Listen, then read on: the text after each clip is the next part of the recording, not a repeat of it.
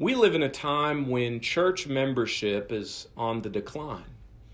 A recent poll has noted that since 1990, there's been about a 30% decrease in people who are members of a church.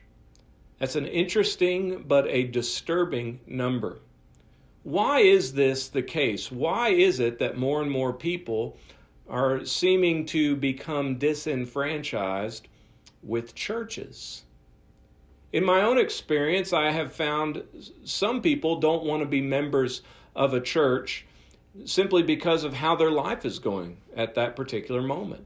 Everything is going well. There's no perceived need in their mind to be involved or make a commitment with a church. Some people don't believe in God. They were never raised. It's not in their background to go to church.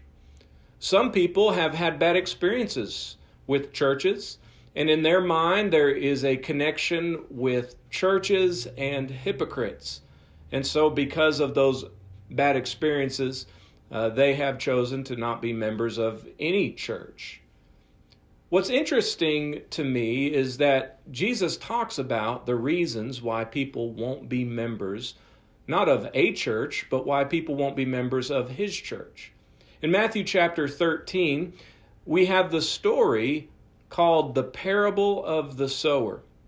And what it involves is a man going out to sow seed, and that seed falling on different types of soil. And the soil represents different hearts of individuals. And these hearts represent reasons or excuses that people would give for why they are not a member of the Lord's church. Some of them are things that we've already discussed. For example, Jesus says that some people are going to be choked out by the cares of the world and the deceitfulness of riches. There are people out there, because of how materialistic this society is and how good, in one sense of the word, everything is in life, they don't have a need for church. Others will not come to church, Jesus says, because of the trials and tribulations choking that desire out of them. But what is interesting, and what I would like for you to consider, is the first reason that Jesus gives. In Matthew chapter 13 and verse number 19, the Bible says this: "When anyone hears the word of the kingdom and understands it not, then comes the evil one and snatches away that which has been sown in his heart." Did you catch it? Here's what I want you to consider. Jesus teaches in Matthew chapter 16, verses 18 and 19, that the church and the kingdom are used interchangeably. When he's speaking of the kingdom, then, in Matthew chapter 13, he's talking about the church.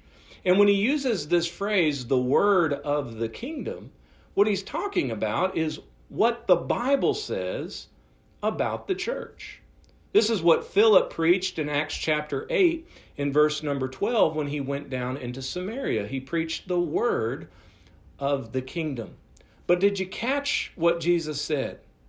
People are not going to be members of his church because they do not understand what the Bible says about his church.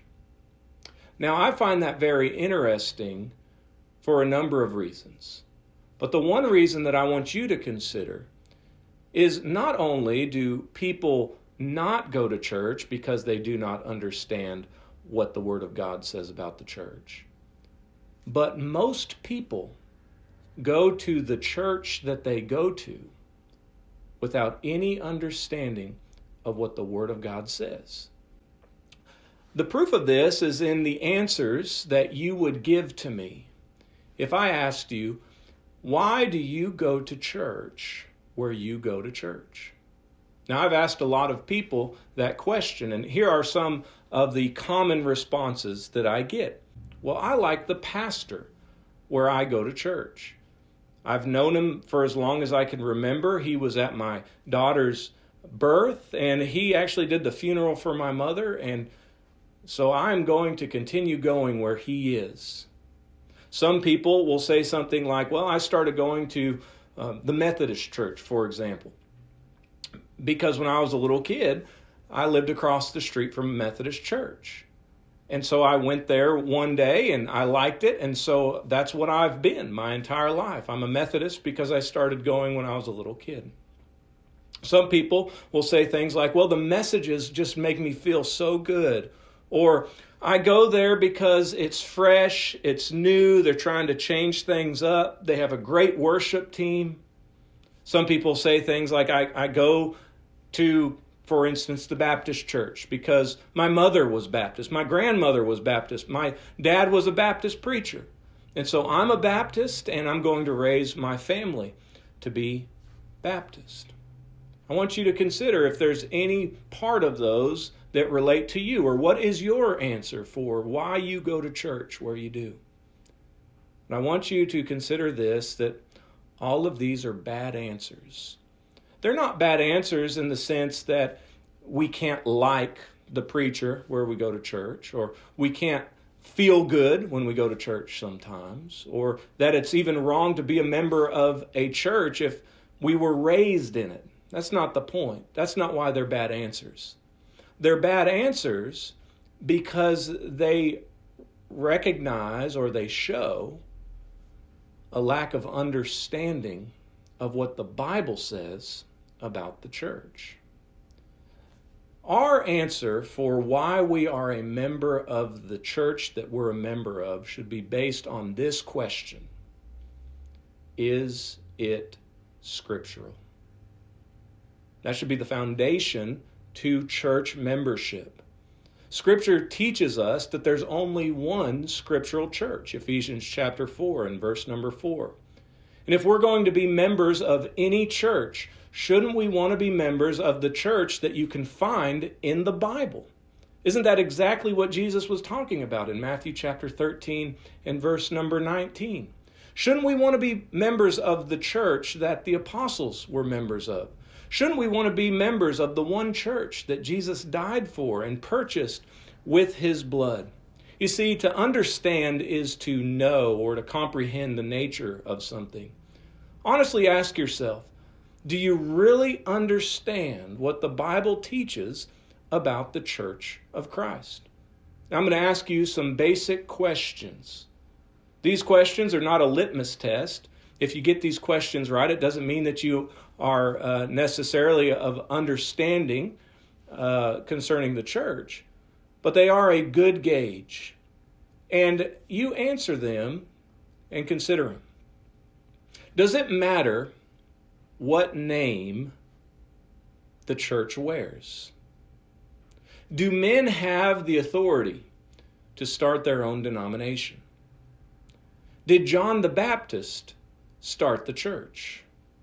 Did Peter start a church that was different than the church that Paul started? What event had to happen before the church could be established? What are members of the Church of Christ called? Where was the church established first? Did the Apostles' Creed organize the church? Is a saint an extra faithful member of the church? Who decides how the church should worship? Now, how did you do with those questions? The purpose of the question is just to reveal to you just how little you may know about the church of the Bible. It's not meant to embarrass you. It's just to cause you to critically think about the fact that church membership is not a flippant decision. Church membership should not be something that is based on family tradition, the building, the friends that we may have there, the events they have, the programs that they have, or even the feeling that we get in and of itself. It should be based on an understanding of what the Bible teaches about the church. I want to challenge everyone who is watching this video to send me an email.